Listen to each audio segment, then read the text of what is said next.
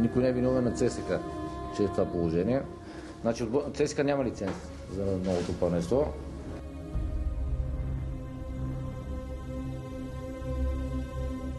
Дай да извадим Левски и ЦСКА да отидат в окръжна група и тогава да правим спорт.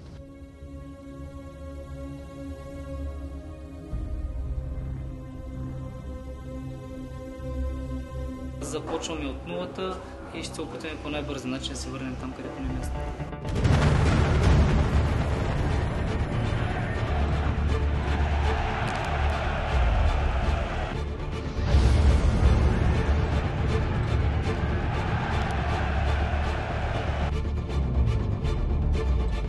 Новото дружество, което по моя инициатива регистрирахме, което да е приемник на титли, медали, купи, успехи и т.н.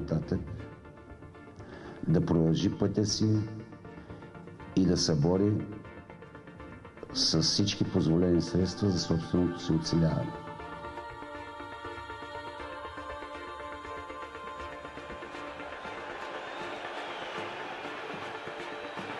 Изстрел 1-0 за ЦСКА. Прекрасно попадение на Самир Аяз.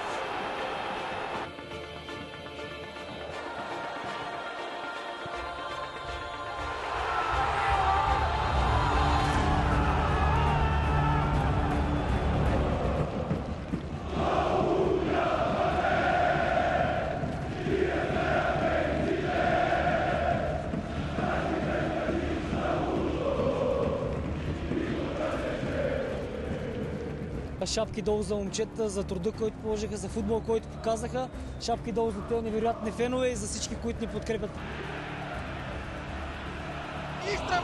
Това е гол за ЦСКА! И изумително попадение на Преслав Йорданов в третата минута.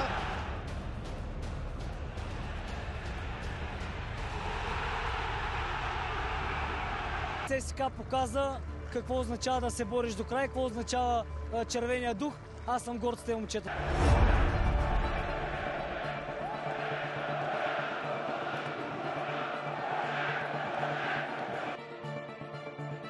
Изстрел с глава, това е възможно за Маламов, 1-0 за ЦСКА.